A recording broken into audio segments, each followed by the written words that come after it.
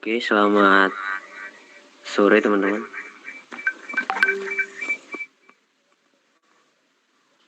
Selamat sore. Selamat sore, Apakah suaraku Kak. jelas?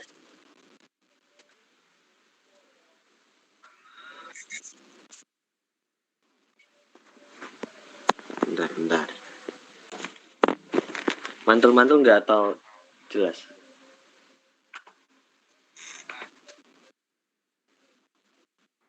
Udah aman. Oke. Sebelum kita mulai, mungkin dari teman-teman ada yang Muslim mungkin?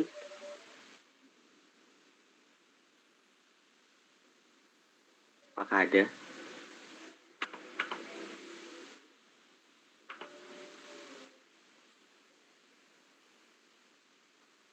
Apakah ada teman-teman yang mungkin Muslim?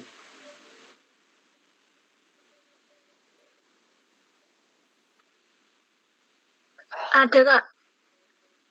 Oh iya. Nah nanti jadi nanti akan ada mungkin jeda buat sekitar 15 menitan gitu buat buka dulu gitu ya. Kan puasa. Jadi nanti ada buka puasa dulu sekitar 15 menit, jadi nanti kita ada break dan nanti mungkin lanjut lagi. Itu aja sih teman-teman. Yuk sebelum kita mulai, mari kita satu dalam doa. Aku akan pimpin dengan iman Kristiani, yang lain mungkin bisa menyesuaikan. Terima kasih ya Tuhan atas segala kebaikan di dalam kehidupan kami. Sebentar kami akan mengikuti KPM ini ya Tuhan, biar kiranya Engkau menyertai, Engkau menuntun langkah kami ya Tuhan, di dalam pengajaran KPM ini ya Tuhan, supaya apa yang dipelajari, apa yang disampaikan ya Tuhan, dapat berguna bagi kami ya Tuhan, dan biar kiranya Engkau menyertai kami ya Tuhan, di dalam nama Tuhan kami Yesus Kristus, kami berdoa dan mengucap syukur. Haleluya, amin.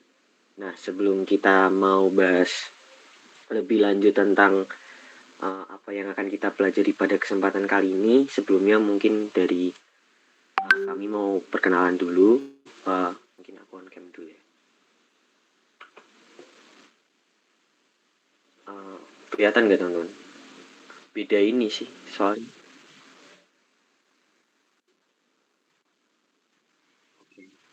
Nah ini mungkin aku perkenalan dulu. Perkenalkan, namaku Abram Willy Raditya Putra, bisa dipanggil Willy.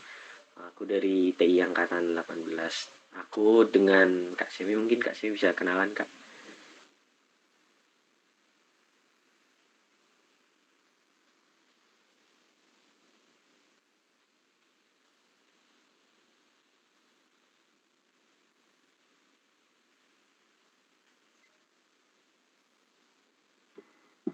Nggak ada suaranya, Kak. Audionya nge-lag mungkin. Mungkin dari teman-teman BPA dulu mau perkenalan sambil menunggu. Iya, Kak. Jadi, selamat sore semuanya. Perkenalkan, nama aku Gede Abdi Chandra Wirawicaksana. Teman-teman bisa panggil aku Gede. Aku di sini sebagai BPH KBM Pedes. Jabatanku di sini sebagai Ketua KBM. Terima kasih. Sama Kak. Lanjut.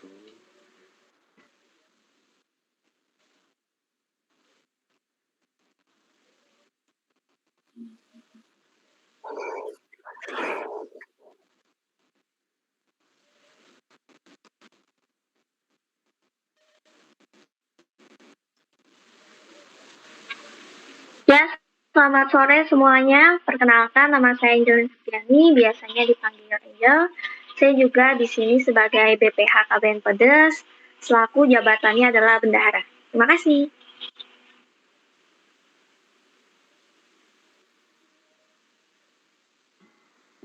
Kak Willy, aku boleh ambil alih sebentar nggak? Boleh silakan. Ya. Teman-teman, selain kami ada BPH sama pengajar di sini tuh kami juga ada TO dan juga ada penanggung jawab kami. Mungkin dari kakak-kakak TO sama kakak penanggung jawab Kak Fania bisa perkenalan diri dulu, dimulai dari yang kakak-kakak TO.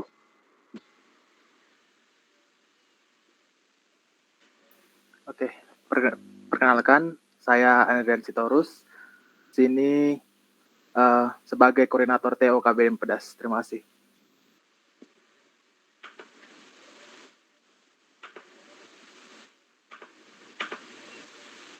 Oke, mungkin Kak Simi mungkin mau kenalan. Selamat sore teman-teman. Perkenalkan, saya Semi. Saya NIM-nya 97/2020 012. Saya SI S2.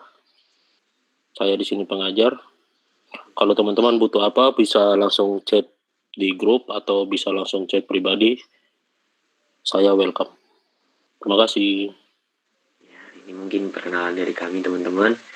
Nah, lanjut ke materi, mungkin aku share screen dulu ya. Maaf Kak Willy, masih belum. Gimana? Kak, Oh masih iya, ada maaf. Kak Fania belum perkenalan diri. Oke. Untuk Kak Fania silahkan. Oke, terima kasih. Halo teman-teman, perkenalkan nama aku Fania Sita Putri, biasa dipanggil Fania. Aku di sini dari Departemen Research and Development bidang 2 SMF FTI. Di sini saya selaku penanggung jawab KBM Pedas. Oh ya, mohon maaf ya, nggak bisa on cam. Terima kasih. Mungkin bisa langsung dilanjutkan Kak Willy. Terima kasih Kak Fania. Oke, siap. Mungkin langsung aku share screen aja ya teman-teman.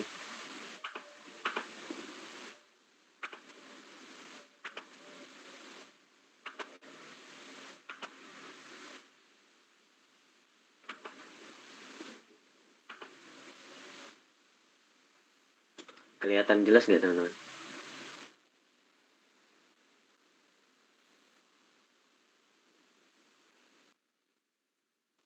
Oke, langsung aja mungkin ya compression ya teman-teman. Oke, di sini kita akan pada pertemuan pertama ini kita nggak akan bahas yang berat-berat dulu. Kita akan bahas yang dasar-dasar dulu. Di sini kita akan belajar tentang apa sih algoritma dan flowchart itu. Nah, lanjut ya. Apa sih algoritma itu? Nah, di sini algoritma adalah logika, metode, dan tahapan urutan sistematis yang digunakan untuk memecahkan suatu permasalahan.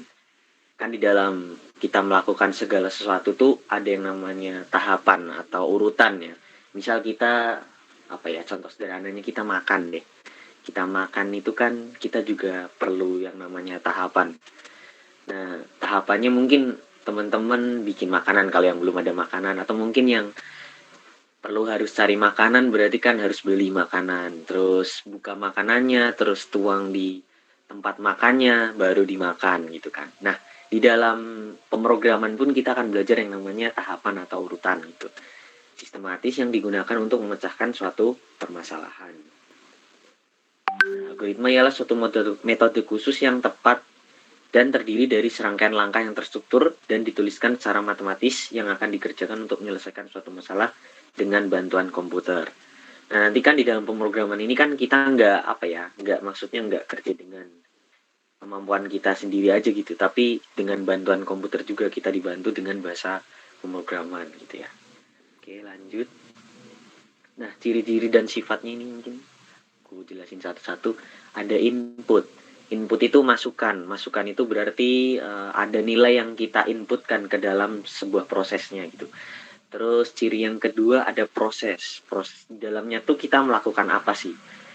Contohnya kalau kita mau menjumlahkan 2 buah angka, berarti kan yang pertama kita harus menginputkan angkanya gitu kan contohnya. Terus prosesnya berarti kalau misal menjumlahkan, proses yang terjadi di dalamnya apa? Yaitu proses penjumlahan. Terus yang ketiga itu ada yang namanya output teman-teman. Nah, output ini berarti hasil dari proses yang kita inputkan tadi. Hasil dari sebuah proses yang sudah kita input tadi. Ciri yang keempat, memiliki instruksi-instruksi yang jelas dan tidak ambigu.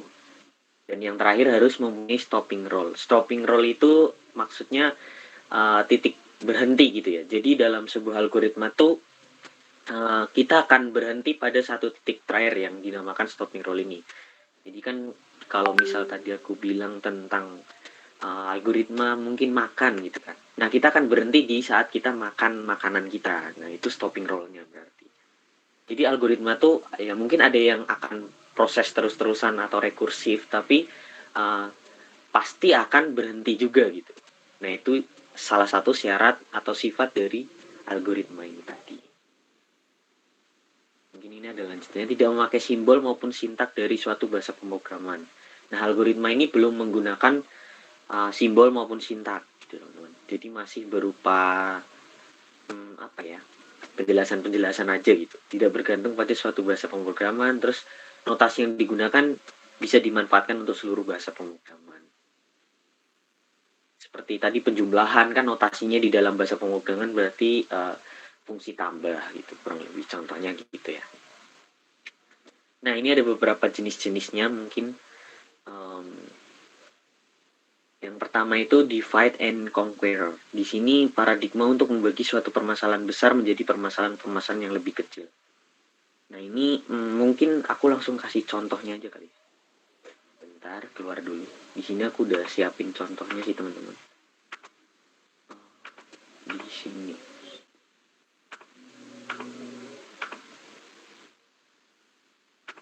Nah, ini contohnya. Kelihatan jelas nggak, teman-teman? Atau terlalu kecil mungkin? Jadi proses di sini tuh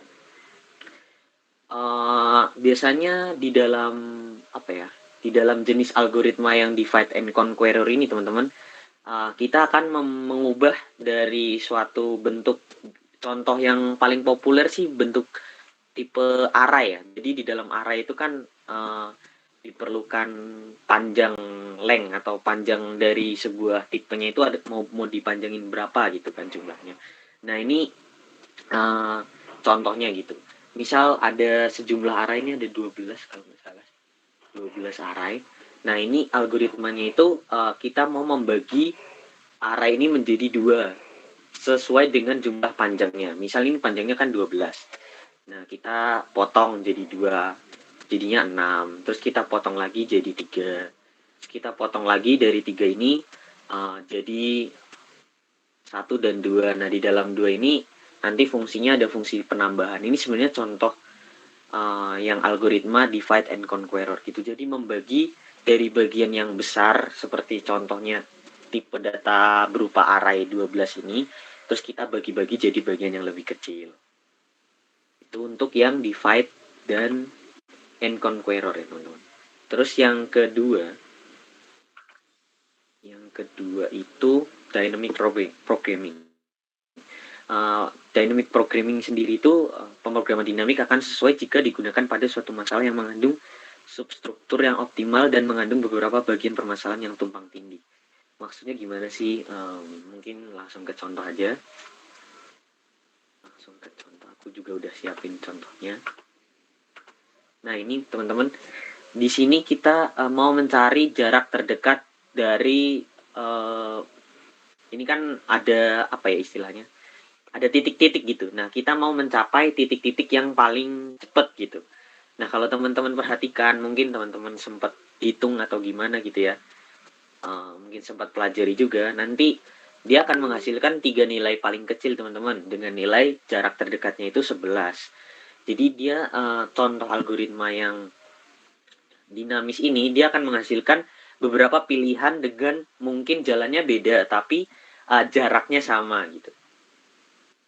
Itu untuk yang perbedaannya antara divide and conquer dengan yang program dinamis ini, teman-teman. Terus yang ketiga ini namanya adalah metode serakah. Algoritma serakah mirip dengan sebuah pemrograman dinamik. Ini mirip-mirip sih, cuma bedanya jawaban dari masalah tidak perlu diketahui dalam saat dan menggunakan pilihan serakah. Pilihan serakah tuh maksudnya pilihan yang terbaik gitu, yang kita mau gitu, yang yang paling baik lah pokoknya intinya. Nah, ini contohnya aku juga udah siapin. Nah, ini dia contohnya kayak mencari nilai terbesar gitu. Nah ini kan contohnya kalau ke kanan nih 12, 6. Ini kan hasilnya lebih kecil dong daripada yang ke kiri. Nah kita ambilnya yang kiri. Karena mencari nilai yang paling besar. Nah itu contoh yang metode serakah ini. Jadi dia cuma menghasilkan hasil yang paling besar aja gitu. Ini sih teman-teman. Terus kita lanjut lagi. Yang berikutnya kita belajar tentang sistem flowchart. Sistem flowchart sendiri nanti akan dipelajari setelah ini sih, tapi mungkin aku jelasin garis besarnya aja. Merupakan diagram alir yang menggambarkan suatu sistem peralatan komputer yang digunakan dalam proses pengolahan data serta hubungan antar peralatan tersebut. Jadi lebih ke kayak diagram alir gitu loh teman-teman. Jadi nanti ada langkah titik mulai, terus proses, terus kalau ada rekursif atau mungkin fungsi if itu dia akan mempunyai tanda-tanda yang berbeda-beda gitu. Jadi memudahkan teman-teman untuk merancang bentuk pemrograman. Mungkin teman-teman mau rancang program tentang apa, nah itu menggunakan flowchart. Jadi lebih mudah dipahami gitu ya. Terus yang berikutnya yaitu pseudocode atau kode semu. Nah, pseudocode ini merupakan sebuah deskripsi tingkat tinggi, bersifat informal dan disertai dengan rangkuman atau ringkasan dari algoritma pemrograman komputer. Nah, pseudocode dituliskan dengan menggunakan bahasa yang mudah dipahami. Boleh menggunakan bahasa Indonesia agar alur logika yang digambarkan dapat dimengerti oleh orang awam. Nah, jadi tujuan pseudocode ini cuma kayak biar mempermudah orang-orang supaya tahu apa sih maksud dari pemrograman yang dibuat oleh orang ini gitu. Kan kalau orang awam kan nggak belajar tentang bahasa pemrograman, nah tetap bisa paham tentang program yang dibuat. Mungkin ini contohnya. Nah ini contohnya teman-teman. Di sini ada algoritma menentukan bilangan terbesar dari 3 bilangan. Yang pertama kita deklarasikan dulu variabelnya yaitu variabel A, B, dan C. Dan yang terakhir itu terbesar. Terbesar itu nanti untuk outputnya gitu. Dengan tipe integer. Integer itu kan tipe apa ya? Bilangan gitu ya. Terus deskripsinya ini membaca inputannya gitu. If A lebih dari B dan A lebih dari C, maka A yang paling besar di antara kedua bilangan ini. Jika tidak, B lebih dari C, maka yang terbesar itu B. Jika tidak, else-nya maka yang terbesar itu C, dan prosesnya diakhirin. Nanti kita tampilin bilangan yang paling terbesar gitu. Nah itu contohnya supaya memudahkan orang awam buat paham gitu ya. Maksudnya nggak yang susah banget gitu. Nah itu teman-teman untuk pseudocode. Untuk strukturnya mungkin bisa lanjut ke Kak Semi. Atau mungkin ada yang mau ditanyakan dulu. Silahkan.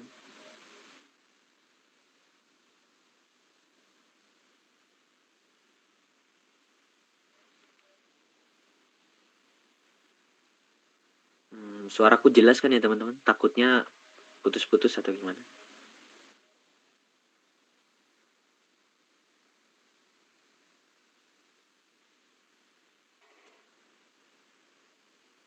Halo, tes.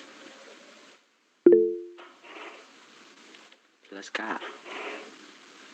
Mungkin ada yang mau ditanyain dulu mungkin? Atau lanjut aja?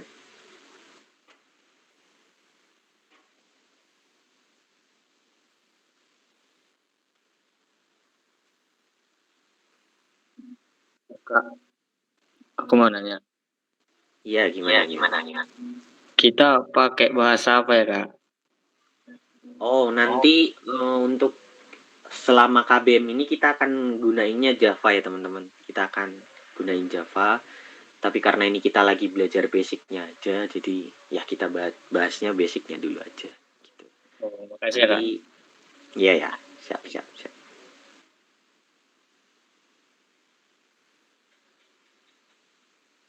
Ada lagi mungkin?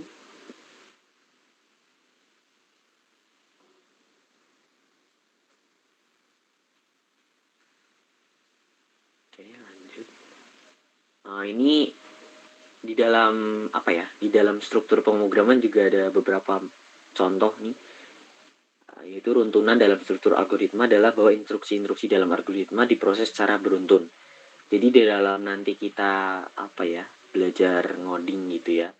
Kan yang diproses itu sintak yang paling atas ke sintak yang paling bawah. Nah, ini contoh yang sequence gitu strukturnya. Terus yang kedua yaitu pemilihan atau selection. Di dalam sebuah pemrograman itu terdapat yang namanya selection ini, teman-teman. Pada saat terdapat kasus dengan 2 atau lebih alternatif penyesuaian, maka instruksi algoritma ini pun akan muncul. Nah, ini bisa berupa fungsi if, switch gitu kalau teman-teman tahu. Nah, yang terakhir itu pengulangan atau repetition. Jadi nanti di dalam kita ngoding juga akan belajar tentang perulangan gitu ya. Ada for, ada while. Gitu. Nah, ini mungkin kita udah lanjut ke flowchart. Silakan Kak Semi mungkin mau lanjut. Oke, ini Willy yang share ya. Iya, sekalian aja Kak. Oke deh. Oke, next. Oke, diagram alir atau yang biasa kita bilang flowchart itu dia adalah sebuah bagan arus yang berisi sebuah algoritma atau alur kerja atau proses yang menampilkan langkah-langkah dalam bentuk simbol grafis dan urutannya dihubungkan dengan panah. Jadi kayak yang tadi dari algoritma ya dijelasin sama Willy tadi itu kita buat gambarannya seperti apa. Jadi mulai dari aplikasinya berjalan, terus ada masukannya apa saja, kemudian prosesnya apa, dan outputnya apa, dan aplikasi berakhir. Oke, next. Oke, untuk simbol-simbolnya, ini teman-teman bisa lihat ya. Untuk terminatornya ini untuk menandakan aplikasinya berjalan dan berhenti. Terus garis alirnya itu adalah arahnya. Jadi kita bisa bilang konektornya dari satu flow ke flow yang lain. Terus preparation ini inisialisasi, atau misalnya teman-teman punya satu variabel yang global yang ada inisialisasinya. Misalnya integer A sama dengan 0, B sama dengan 5. Terus ada prosesnya itu kita perbandingan, bisa perhitungan, bisa juga pengulangan. Kemudian ada input dan output. Itu kalau misalnya kita buat satu aplikasi yang mengharuskan user untuk menginput nilai ke variabel, itu kita menggunakan simbol kotak ini. Kemudian ada predefined process atau subprogram. Ini untuk menandakan kalau di dalam aplikasi kita itu ada memanggil satu fungsi lagi. Atau dalam fungsi tersebut dia memanggil fungsi yang lain. Kemudian ada decision itu is else, itu dia perbandingan. Kemudian on page connector. Ini dia menghubungkan flowchart ini, dia terhubung dengan halaman mana saja. Kemudian off page itu dia menghubungkan pada halaman yang berbeda. Jadi kalau on page itu dia menghubungkan flow-nya dari yang ada di halaman tersebut.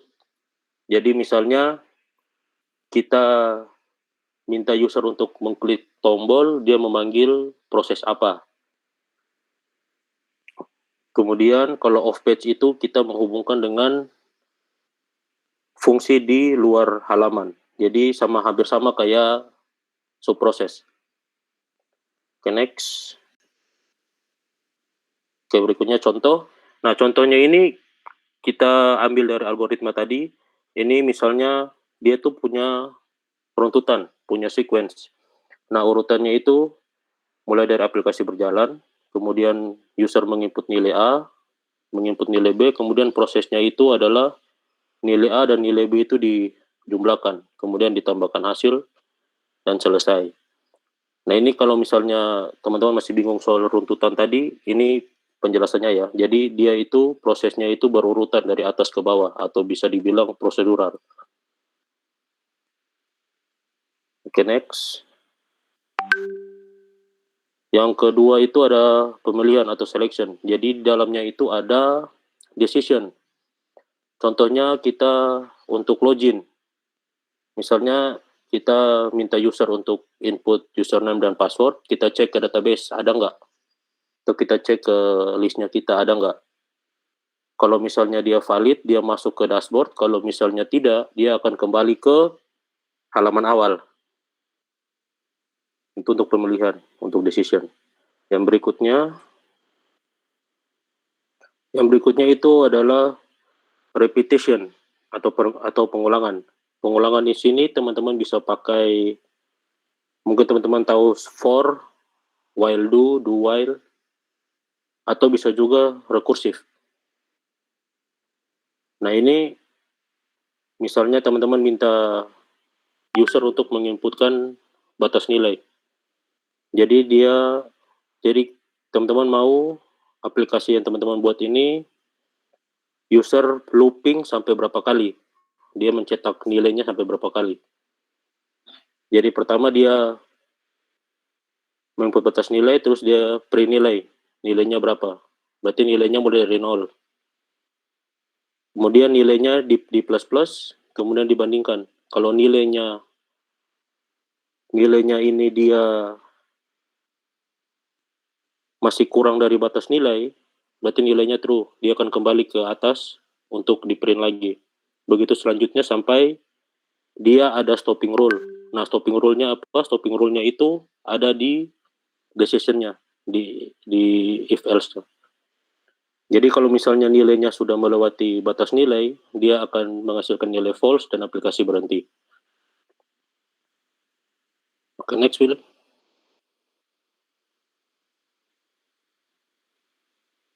Terus ini udah.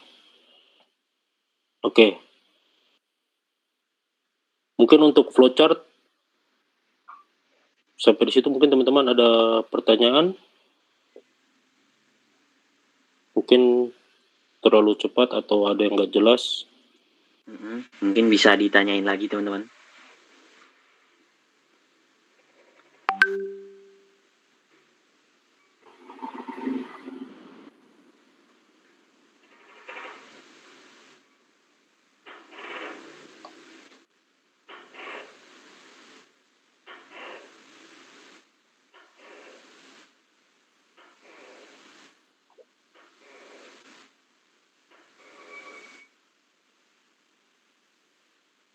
Bagaimana teman-teman? Mungkin ada pertanyaan?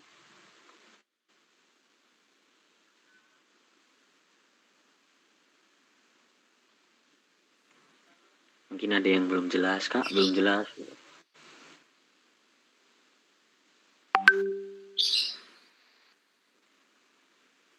Belum, Kak. Ini belum ada pertanyaan atau belum ngerti sama sekali.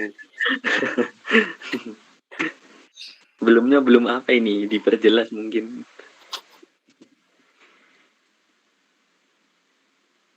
Belum ada pertanyaan. Oke. Mantap. Dari teman-teman yang lain mungkin. Kak, untuk flowchart-nya apakah harus konsisten di satu bahasa saja? Tadi siapa yang tanya ya? Ini dari BPH-nya sih tadi nanya. Oh, dari Afi. Oke. Untuk flowchart itu dia hampir sama kayak pseudocode. Jadi dia tidak terbatas sama bahasa pemrograman. Jadi dia diharuskan untuk orang awam itu ngerti apa yang kita gambarin. Jadi flowchart ini gunanya untuk membantu algoritma yang sudah kita jelasin di atas. Jadi urut-urutannya seperti apa, usernya bisa ngerti, usernya bisa ada gambaran, kira-kira aplikasinya nantinya arahnya kemana. Mungkin gitu.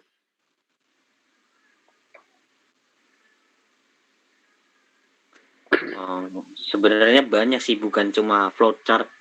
Model-modelnya tuh kalau teman-teman mungkin udah ambil mata kuliah RPL gitu kan, ada use case juga, contohnya juga mirip-mirip seperti ini teman-teman.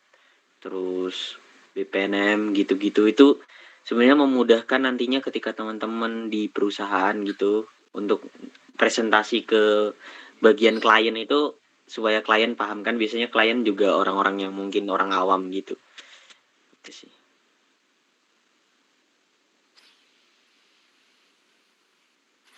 Mungkin dari KSME ada tambahan lagi mungkin? Ya sih, mungkin lebih banyak nanti akan bicara soal gambaran flowchart, gambaran kalau kita bilang UML, Undefined Modeling Language, itu akan lebih banyak di RPL nanti. Tapi mungkin kalau teman-teman pemrograman sudah ambil, mungkin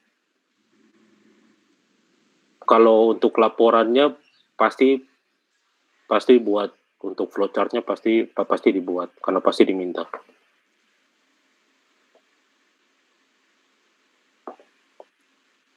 Jadi minimal sebelum RPL itu teman-teman tahu soal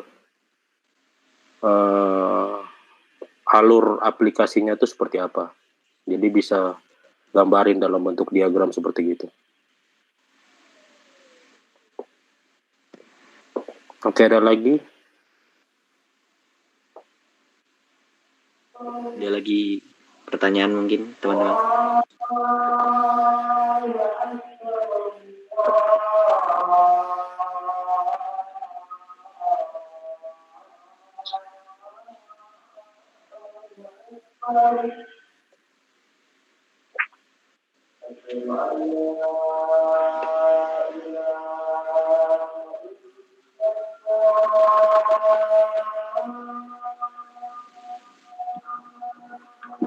Izin lift Kak, mau berbuka puasa. Oh berarti kita break dulu ya teman-teman. Mungkin ini udah ada yang buka juga.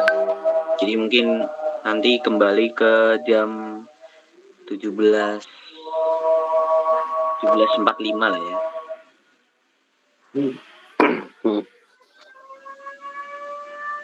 Oke, mungkin kalau yang mau berbuka silakan lebih dahulu.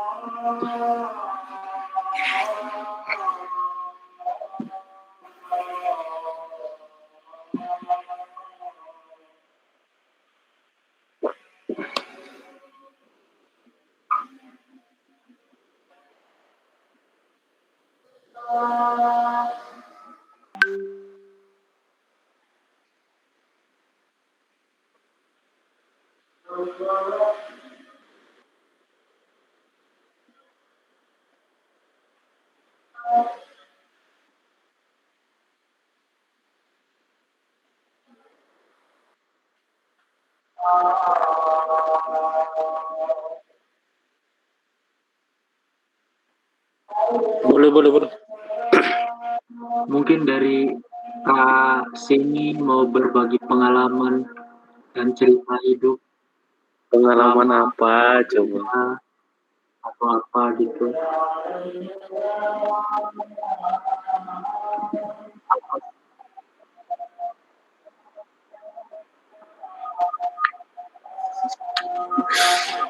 Atau mungkin dari teman-teman yang peserta boleh perkenalan. Ya Allah, amin. Biar kita sama-sama kenal.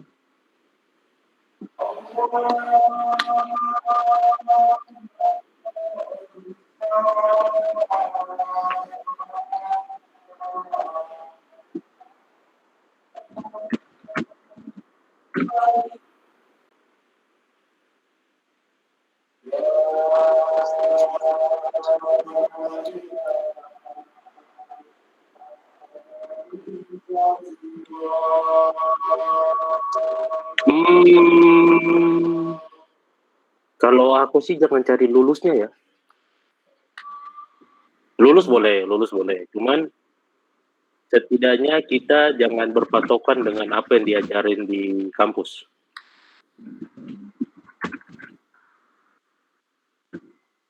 Sekarang kan YouTube banyak, carilah tutorial buat teman-teman yang hobi buat aplikasi, mungkin bisa pakai GitHub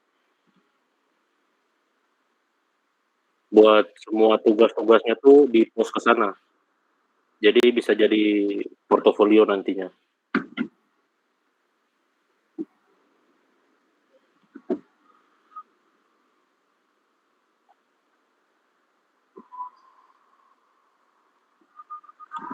Iya.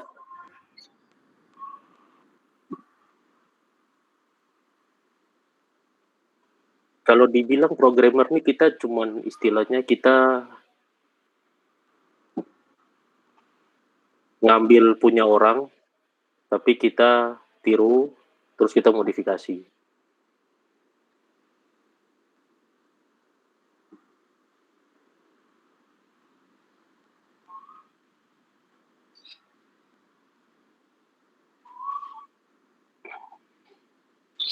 Kak Semi sendiri udah pakai bahasa apa aja, Kak? Bahasa pemrograman. Kalau kuliah itu kan Java. Kuliah Java, C#, terus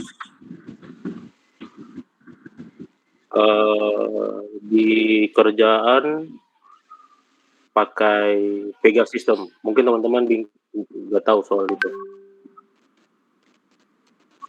Pegasystem itu dia frameworknya Java. Dia turunan dari Java, tapi dia fokusnya ke customer. Jadi dia itu CRM. Customer Relationship Modeling. Terus sekarang lagi senang sama web, lagi coba-coba Node.js dan kawan-kawan.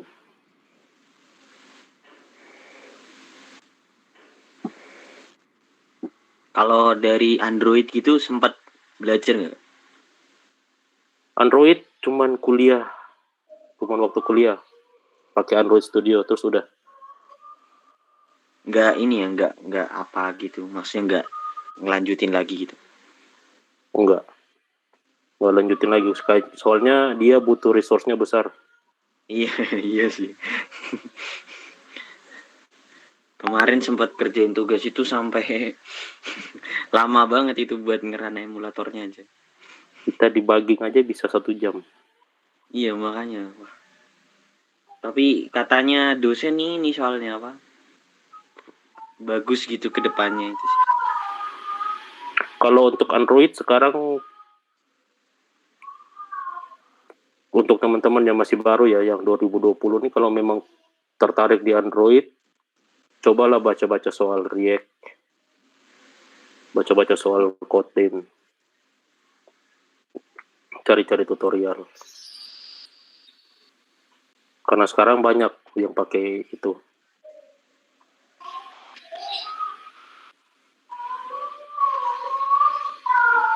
Kalau yang edit ke web ya mungkin Node.js untuk backend, Vue.js untuk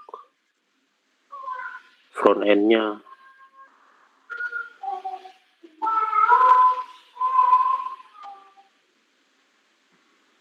Oh iya Kak, bisa share sedikit apa itu front end, apa itu back end, mungkin biar teman-teman juga mungkin yang belum tahu bisa tahu. Untuk front end, oke. Front end itu teman-teman mungkin sering lihat tampilan Tokopedia, tampilan Shopee, UX-nya itu keren. UI UX-nya.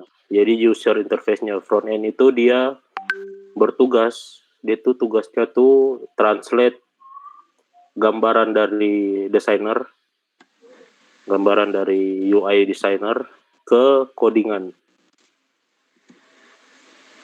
Jadi dia tuh penghubung dari server ke user. Jadi dia buat tampilannya, data-data dari servernya dia tampilin, terus di front end-nya ngapain, itu semua dari front end.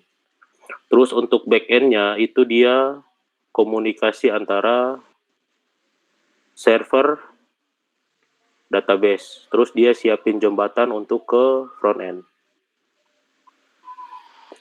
Jadi backend tuh dia lebih bicara dengan sistem. Jadi dia yang buat flowchart-nya, flowchart diagramnya, dia buat UML diagramnya semua.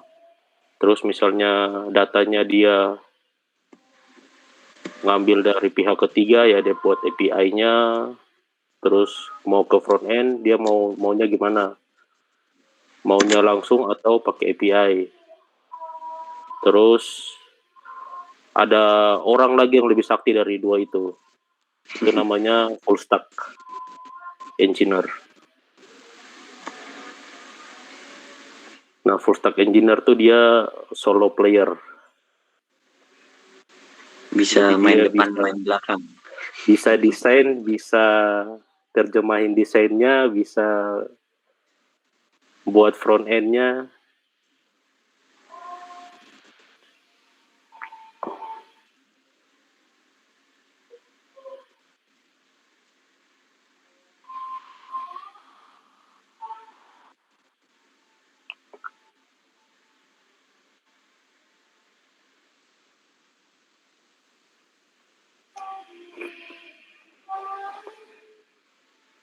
Jadi dari sekarang nih teman-teman yang masih baru nih tentuin lah mau arahnya kemana, pendalamannya kemana.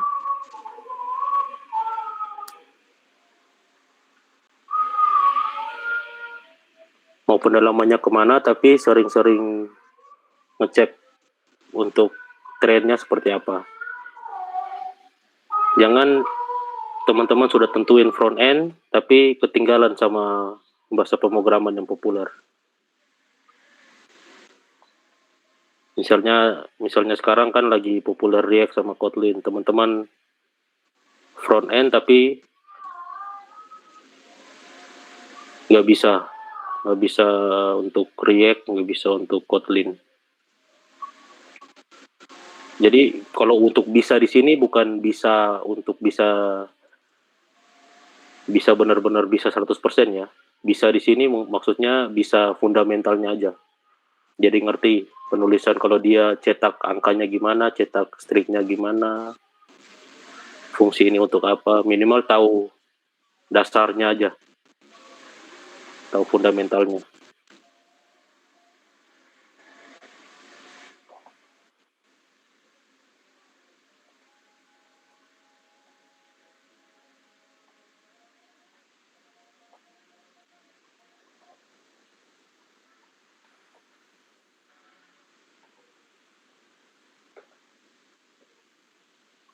Mungkin teman-teman ada lagi yang mau ditanyain?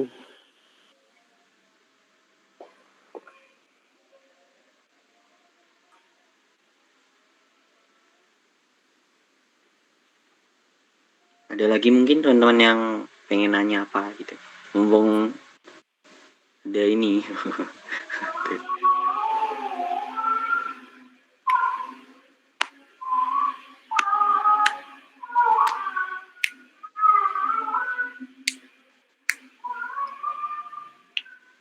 Dari PPL kita mulai lagi jam berapa ini kira-kira?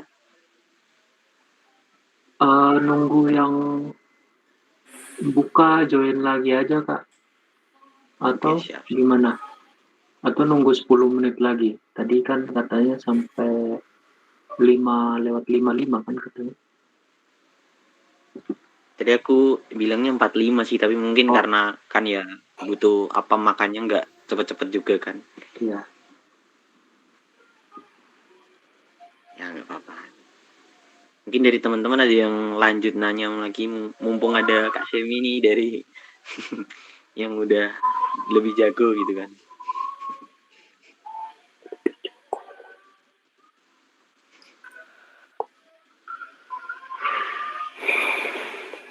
Mungkin ceritain pengalaman itu Kak, apa masuk ke dunia kerja gimana? Nah, pengalaman hidup masuk dunia kerja ya. Iya.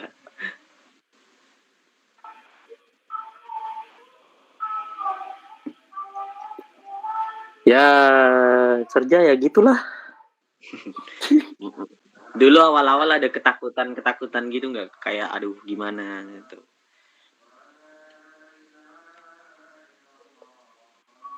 Ya awal Awal-awal sih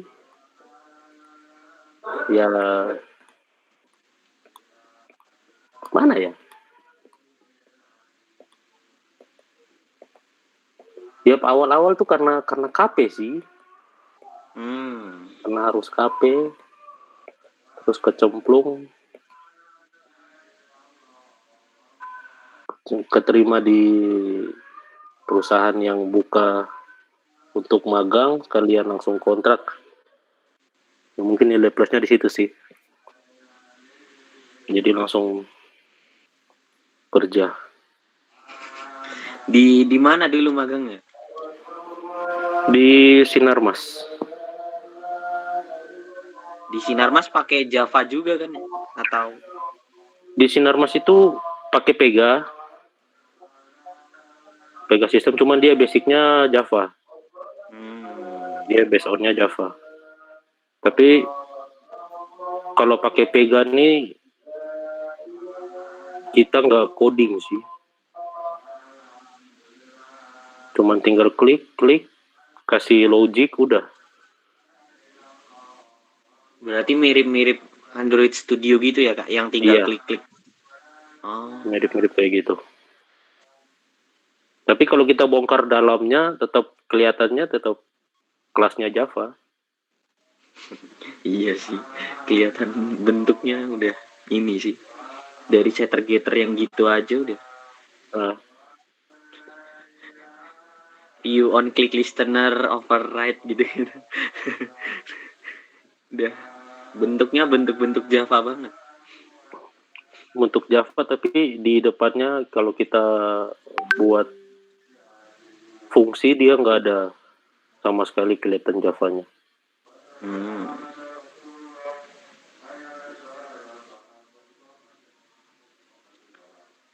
Di Kasemi sendiri di bagian yang front end-nya atau back end-nya? Atau mungkin full stack? Kalau pakai Pega kita diharuskan untuk full stack. Waduh, mantep juga. Itu kerja, maksudnya ada tim atau cuma solo gitu? Tahun-tahun awal masih ada tim. Cuman tahun terakhir mulai solo player. Mantap. Berarti Kak Sem ini termasuk programmer barbar ya? Kita barbar aja.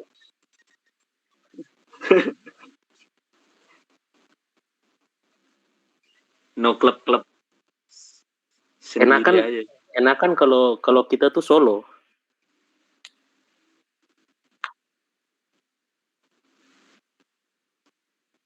Iya. Kalau TR solo tuh enak. Kalau misalnya dapatnya 70, ya udah berarti segitu aja nilaimu. Kalau rame-rame kok dapat 70 nanti nyalahin.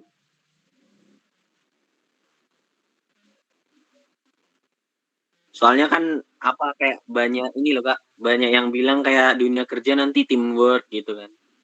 Ternyata enggak juga ya. Tergantung timnya sih. Kalau ada timnya bisa, cuman lebih ke tim itu kayak bagi-bagi ini. Bagi-bagi tugas. Jadi si A pegang fungsi yang mana, si B pegang fungsi yang mana. Baru nanti digabungin. Kalau di level perusahaan gitu udah pakai API gitu ya Kak? Framework gitu-gitu. Iya, udah pakai API. Biasa API yang paling sering dipakai tuh API-nya Dukcapil. Oh, Dukcapil. Untuk ngambil data WNI. Ngambil ID-nya itu ya, masyarakatnya. Iya, ngambil jadi user tinggal input KTP, udah keluar alamatnya semua.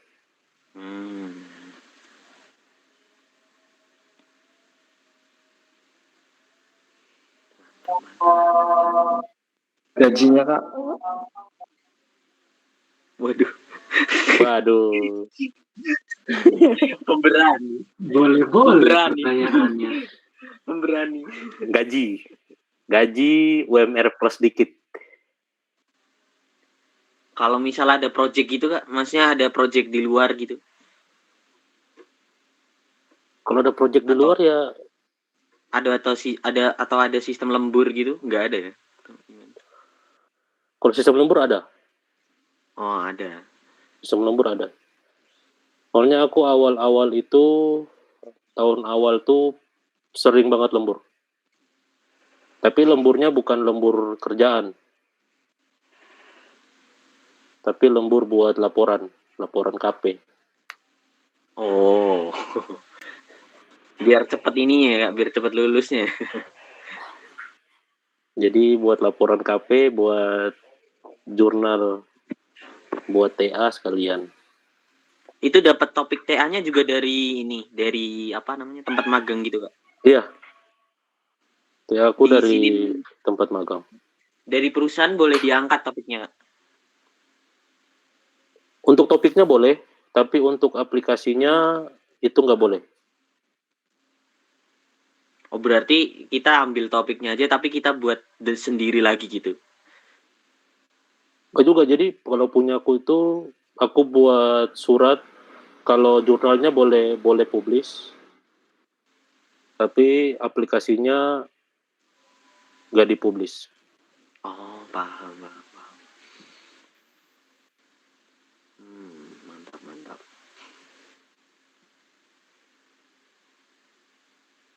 Soalnya aplikasinya aplikasi internal. Kalau misal kayak gitu boleh berarti ya? Misal cuma jurnalnya aja yang kita ini. Boleh?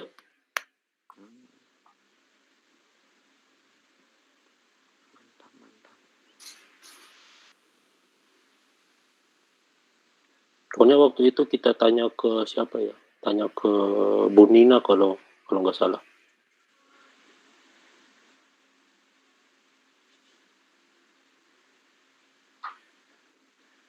Tanya ke dia katanya untuk jurnalnya publish boleh, tapi aplikasinya kita buatin surat.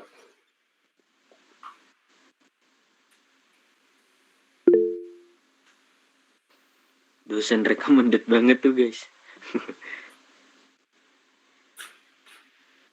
Kalau nggak salah ada 8.000 plus bahasa pemrograman.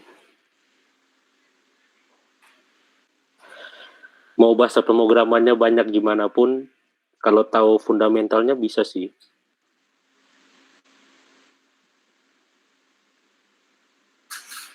Sama yang paling penting, bahasa Inggris. Iya. Modal yes no kuat lah. Masalahnya Boleh kan kita di sini troubleshoot-nya belajar tuh bahasa Jawa, Vi. kebanyakan troubleshoot-nya tuh bahasa Inggris, nggak ada bahasa Jawa, masalahnya di situ. Mungkin harus ada programming yang ini Kak, yang translatein dari Inggris ke Jawa, jadi lebih easy buat anak-anak Jawa. Bisa lah kalau ada yang doyan crawling data. Ada yang bisa pawang ular kan, boleh lah.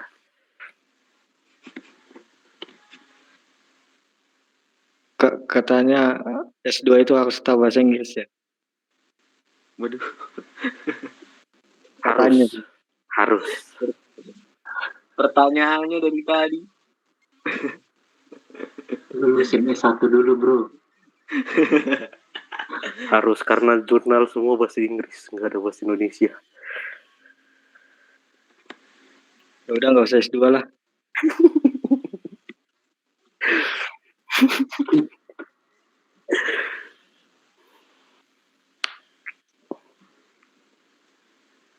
Oh iya, Kalau ini yang mau misal ngingetin udah jam 5:55. Teman-teman yang buka udah join lagi belum? masih tetap 16 ini. 19 nih.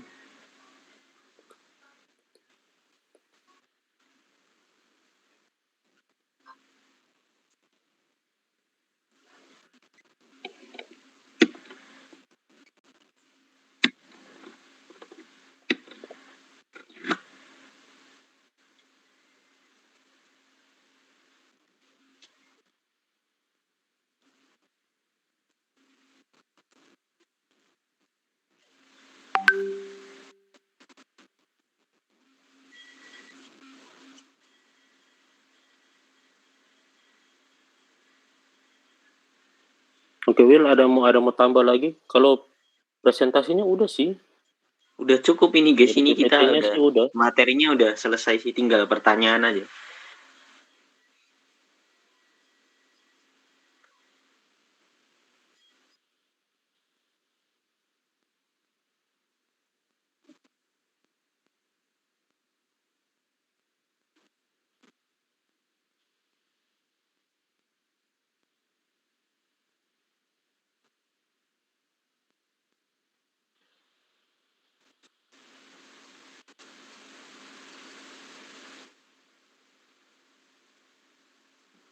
Terus kalau misalnya kakak-kakak TO atau kakak penanggung jawab mau tanya juga nggak apa-apa sih, kan lumayan nambah ilmu.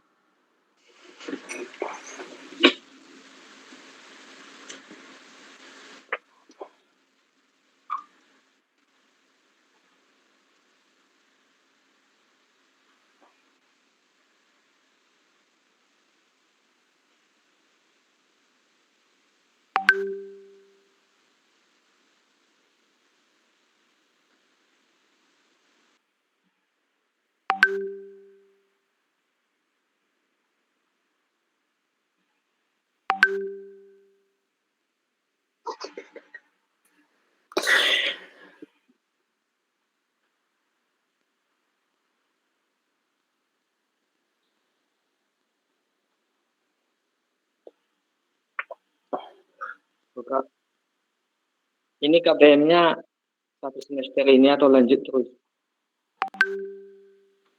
Sampai bulan Agustus di jadwal.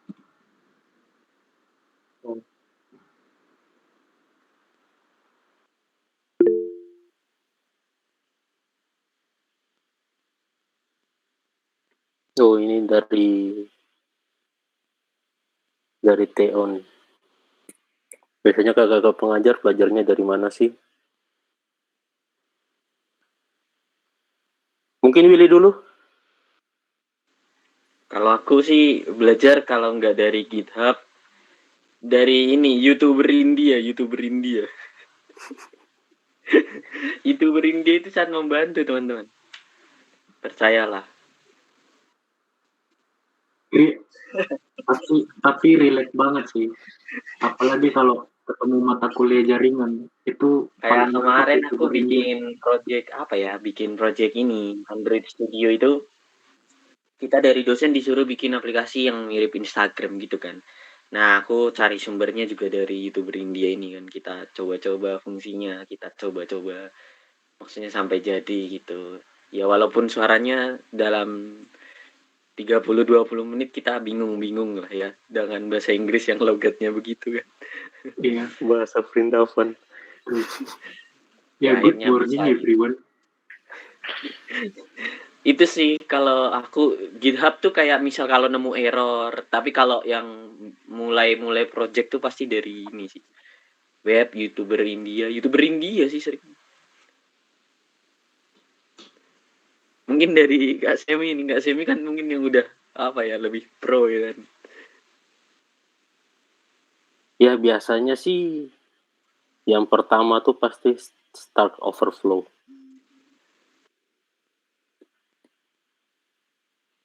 Stack Overflow dulu. Kalau nggak ada ya YouTube. Ya YouTube juga paling itu YouTuber India.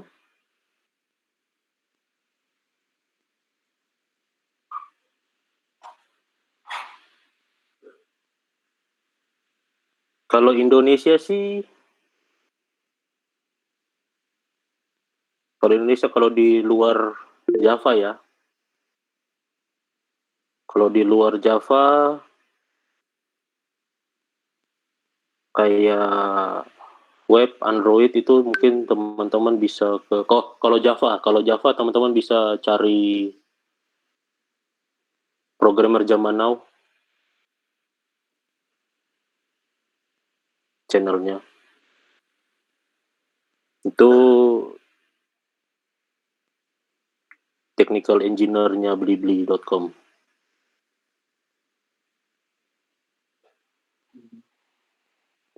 Kalau untuk jaringan sih mungkin ke Pak Ono Channel.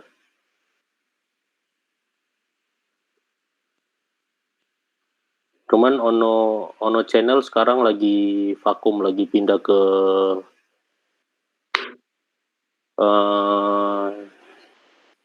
Cyber Indonesia kalau nggak salah.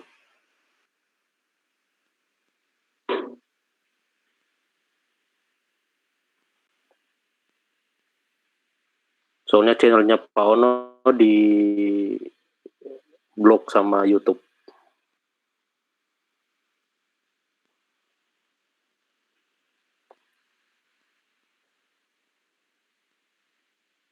Itu kalau jaringan. Kalau Python sih, kalau ada teman-teman yang mau jadi pawang ular mungkin bisa ke Indonesia nih, kelas terbuka.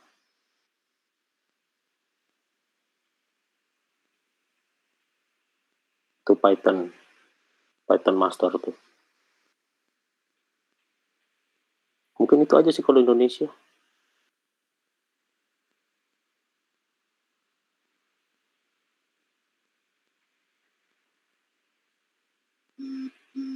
Ya mungkin ada lagi. Kak, saya mau nanya tentang Java ini. Apa yang membedakan Java itu dengan bahasa pemrograman yang lain? Kelebihannya gitu. Yang bisa dilakukan Java tapi yang nggak bisa dilakukan yang lain.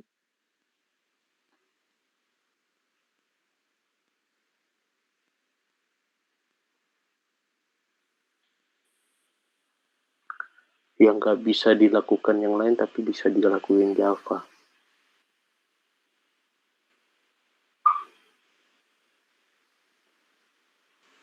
Kalau aku sih gimana? G-frame. Oh ya, G-frame. Enaknya Java itu sih G-frame-nya sih. Karena tinggal drag drop ya. Drag and drop doang, nggak perlu kita buat up. Ya bisa sih sebenarnya. Kalau teman-teman mau sambungin ke bahasa yang lain bisa. Kalau pakai RESTful API gitu-gitu.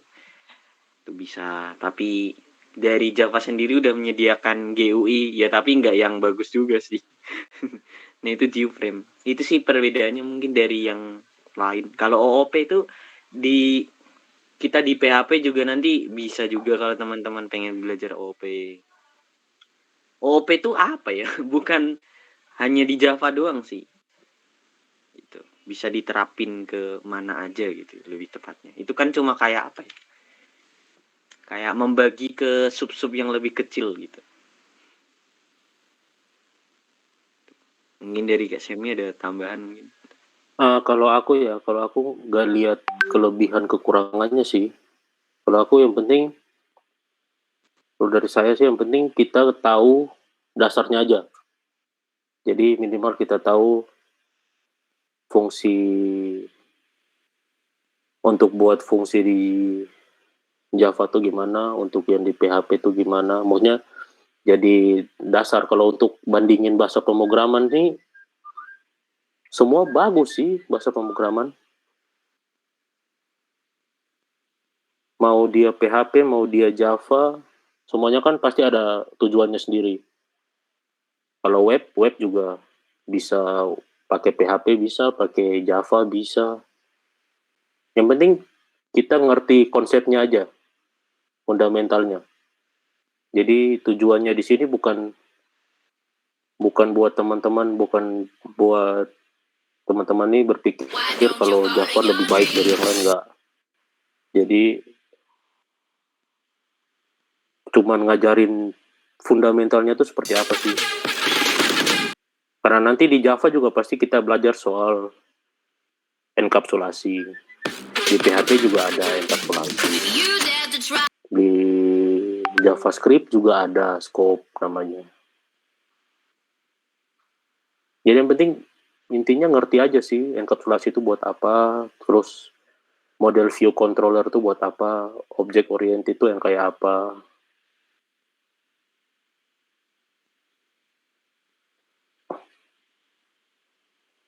Jadi kalau bandingin bahasa pemrograman, buat aku bahasa pemrograman semuanya baik.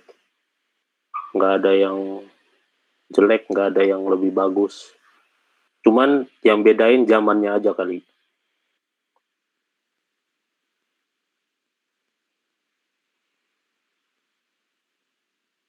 Mungkin begitu.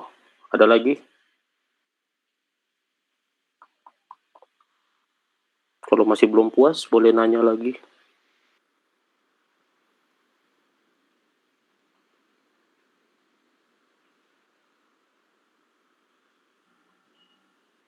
Kak, ini aku potong bentar ya. Untuk teman-teman peserta jangan lupa isi absen. Ada di kolom chat di Meet.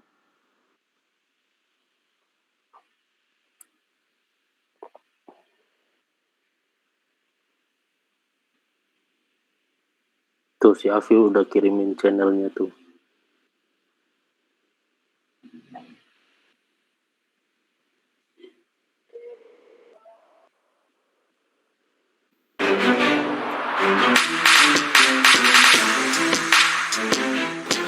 Welcome back everyone. My name is Navin Reddy.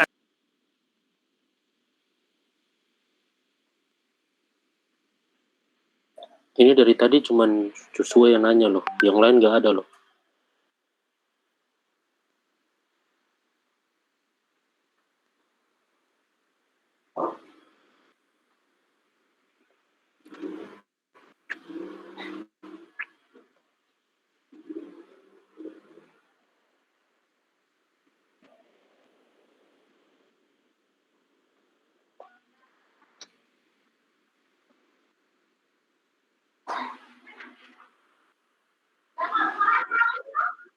Bentar. Oke, pertanyaan. Magang di perusahaan-perusahaan gitu, ada nggak sih perusahaan itu nuntut kita harus kuasai pakai aplikasi atau bahasa pemrograman yang mereka terapkan? Oke. Kalau nuntut sih secara langsung nggak.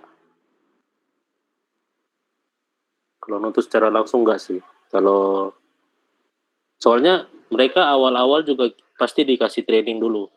Kita dikasih training seminggu. Terus habis itu kita on the job. Nah, on the job itu kita belajar juga, tapi kita nanya langsung ke supervisornya kita. Jadi kita udah pegang project, tapi belum sepenuhnya kita kuasain sendiri. Jadi masih dikasih buat coba-coba. Kalau aku dulu sih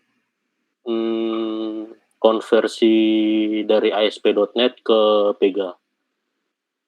Itu sebulan awal tuh di kantor kerjanya ngantuk. Karena disuruh buat belajar flow-nya. Jadi flow-nya untuk usernya gimana, untuk adminnya gimana gitu tiap hari pelajarin. Kalau untuk bisa bahasa pemrogramannya diterapin itu wajib sih. Itu wajib, makanya mereka kasih training seminggu. Tapi kalau kita pelajarin, kita fokus, kita tahu fundamentalnya kayak apa ya, kita nguasainnya cepet sih.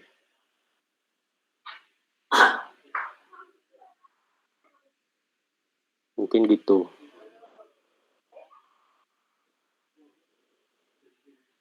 Terus mungkin selama bekerja, aplikasi atau bahasa apa gitu yang tersulit.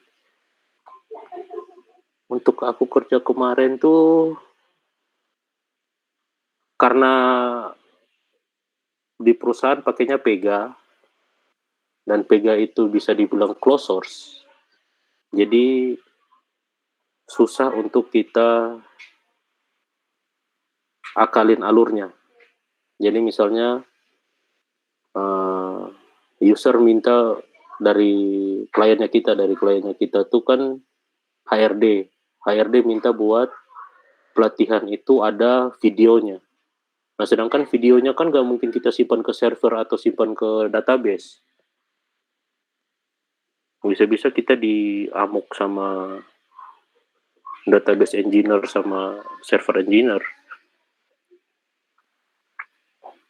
Jadi satu-satunya cara ya kita minta mereka sediain server sendiri khusus untuk aplikasi itu. Terus videonya kita bukan simpan ke database, tapi kita simpan ke FTP. Nah, untuk konekin ke FTP-nya itu yang susah. Lumayan susah. Karena di Pega itu nggak ada connect keluar, kecuali pakai API.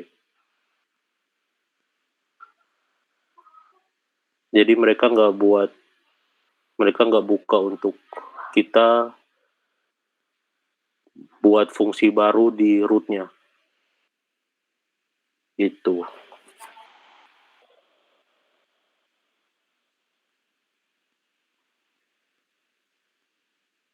Oke, mungkin ada pertanyaan lain.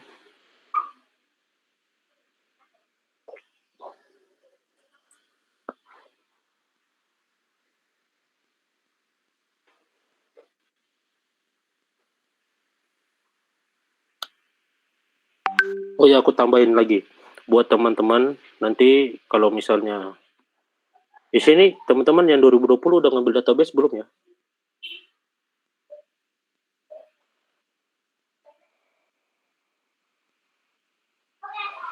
Ngambil soal database. Kalau nanti teman-teman ngambil soal database, basis data 1 dan 2, aku saranin buat dalamin itu. Karena persiapan untuk KP, untuk kerja praktek tuh, pengetahuan database tuh pasti kepake. Minimal tahu soal cara normalisasinya gimana.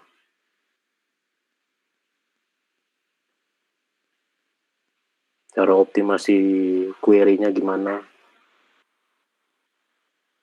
Karena pasti di perusahaan tuh mereka nggak mau semuanya lambat.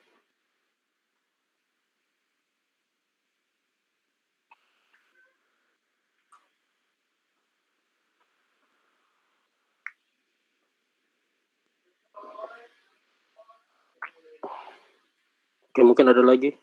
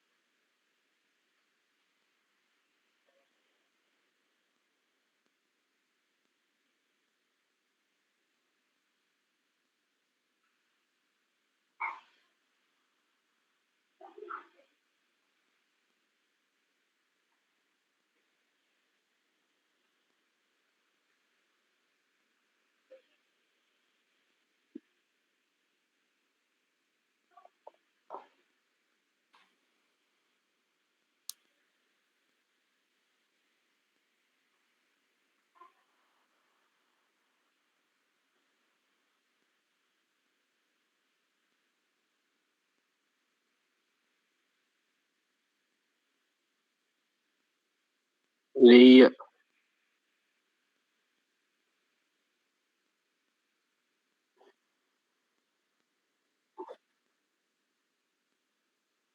Flowchart.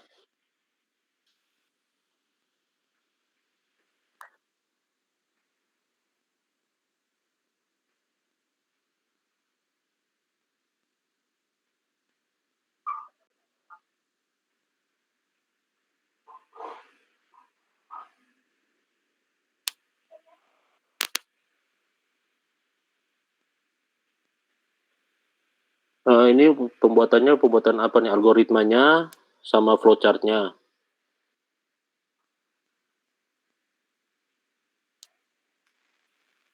Oke, Will. Algoritma Will. Kalau algoritma, kan algoritma itu nggak terikat dengan yang namanya apa ya teman-teman? Nggak terikat dengan yang namanya bahasa pemrograman gitu kan. Jadi sebenarnya apa tadi tanya apa ya, tips trik membentuk algoritma yang apa tadi, bagus ya. Ya berarti kita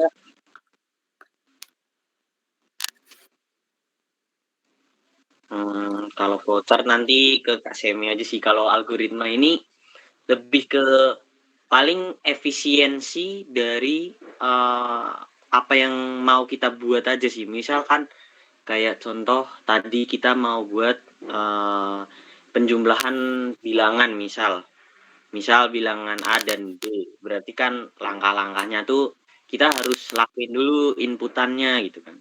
Kayak proses inputannya itu berarti ada 2 angka yang mau kita inputin. Nah, terus apa sih setelah angkanya kita inputin gitu kan. Nah, setelah diinputin tuh kita lakukan prosesnya kita mau apa dulu gitu kan. Tadi kita mau penjumlahan, berarti kita lakukan proses penjumlahan dari angka itu tadi. Nah, setelah itu apa sih yang dihasilkan dari proses ini tadi? Nah, hasilnya berupa output nilai penjumlahannya kan. Nah, baru algoritma ini berhenti di hasilnya tadi. Kita tampilkan nilai hasilnya. Nah, kalau algoritma tuh lebih ke proses atau langkah-langkahnya aja gitu, teman-teman. Gitu. Nah, kalau flowchart itu kan penggambaran supaya orang awam tuh tahu berdasarkan gambarnya tuh gitu. Kayak contohnya tadi kan, mungkin kita balik lagi. Nah, ini gitu sih. Mungkin dari Kak Semi ada mau nambahin buat yang flowchart. Kalau flowchart nih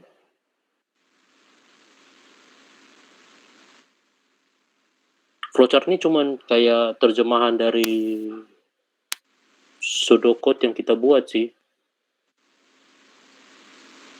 Jadi kalau misalnya kita ngerti pseudocode-nya kita buat apa, otomatis flowchart-nya pasti kita bisa gambarin. Cuman bedanya kan flowchart-nya bentuknya gimana itu apa. Kayak ini, yang jajar genjang ini kan buat inputan, terus yang kotak tuh buat proses. Nah, nanti di UML tuh masih banyak lagi. Kalau untuk flowchart sih kebanyakan pakainya ini, yang silinder ini, terus trapesius jajar genjang, sama yang persegi ini.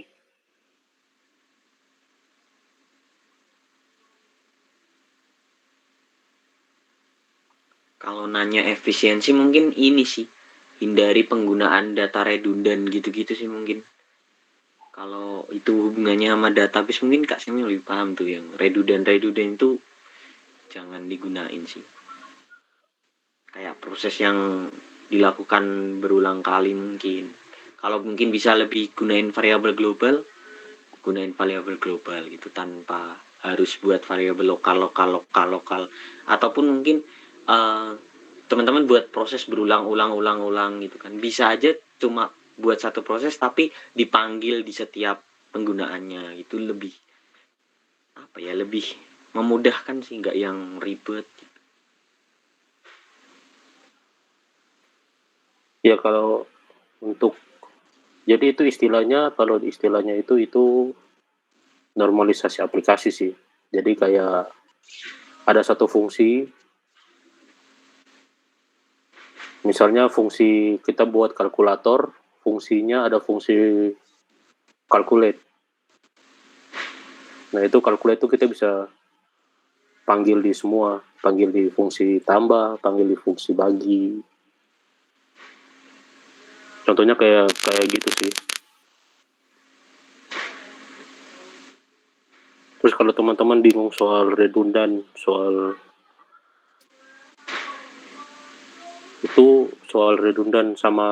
redundan tuh itu dia kayak satu data tapi dia double. Jadi misalnya data transaksi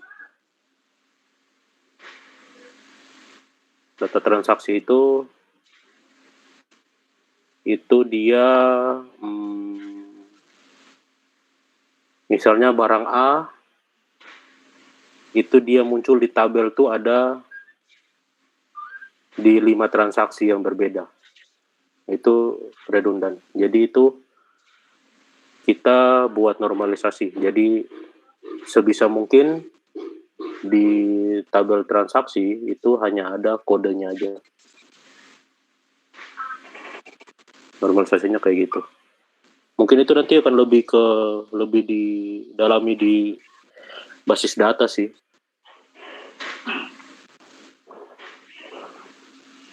Nah, kurang lebih gitu sih kalau buat contoh pembuatan efisiensi. Kita lihat lagi berdasarkan fungsi mau apa sih, kita mau apa dulu gitu.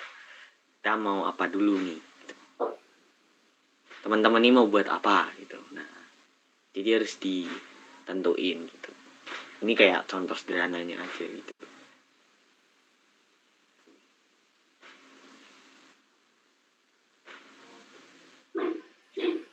Gitu sih mungkin, atau masih kurang menjawab mungkin.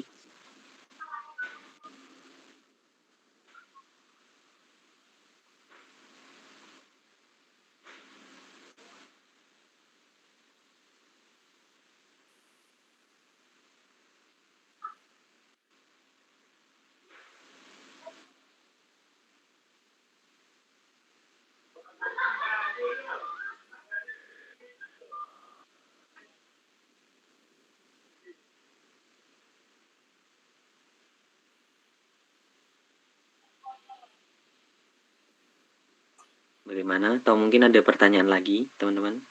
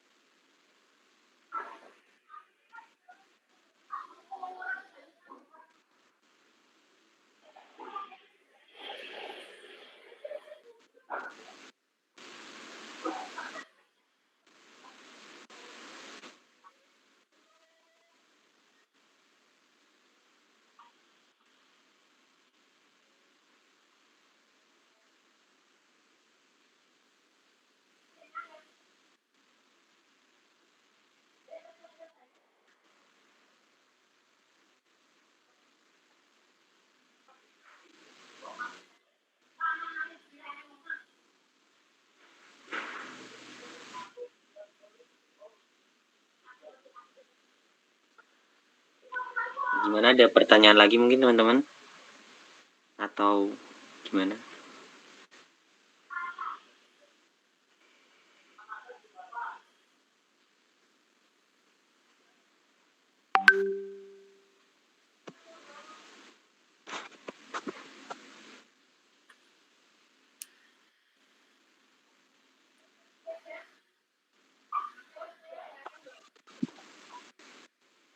Mungkin dari BPH mungkin mau lanjut atau gimana?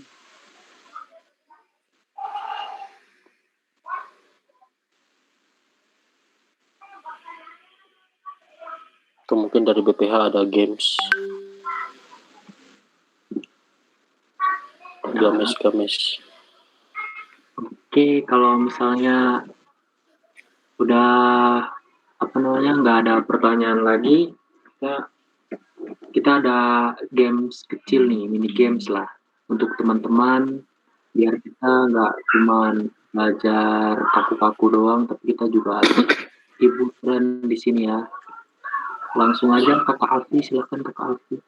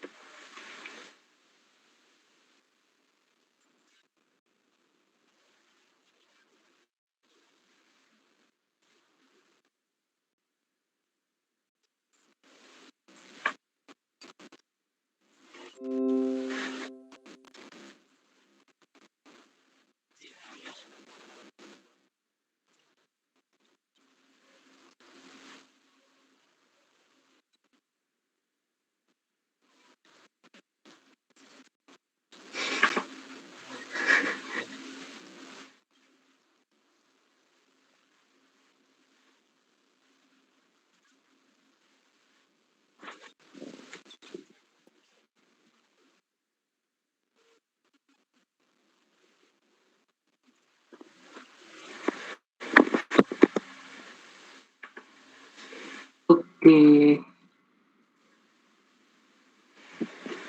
Teman-teman, aku boleh minta semuanya on cam dulu nggak buat dokumentasi sebelum kita tutup KBM-nya?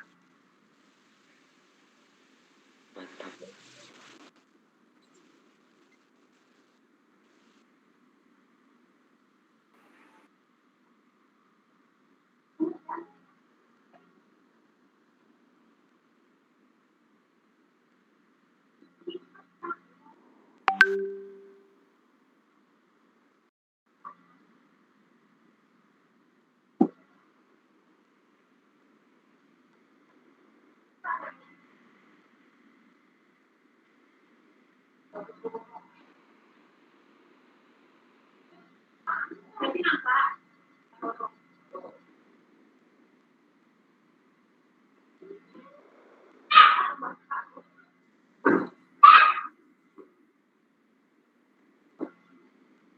Aku aja nggak apa-apa. Ini belum semuanya nih. Teovan Delano belum. Terus Naweni Gracia belum. Terus Bimbarias belum. Sama ada Buyung nih. Buyung belum on cam nih.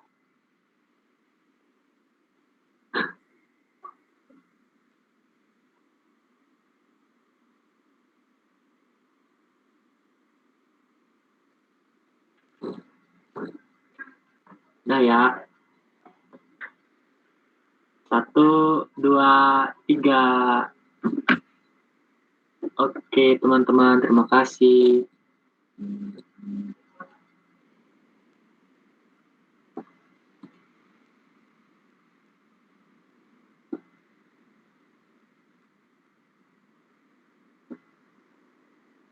Ya, kalau gitu sebelum kita menutup KBM, saya minta kesediaannya Kakak Afi untuk memimpin kita dalam doa.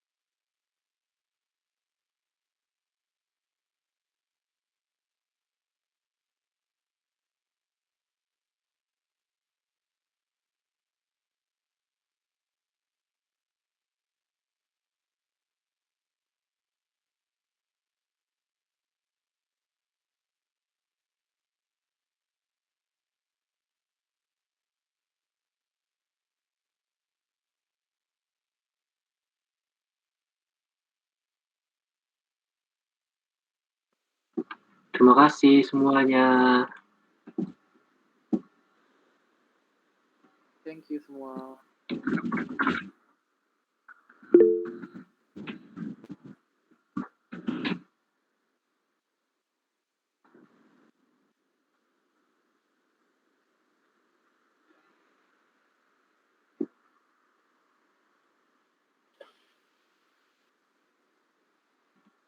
Saya terus. Jelas. Yang paling berpengalaman.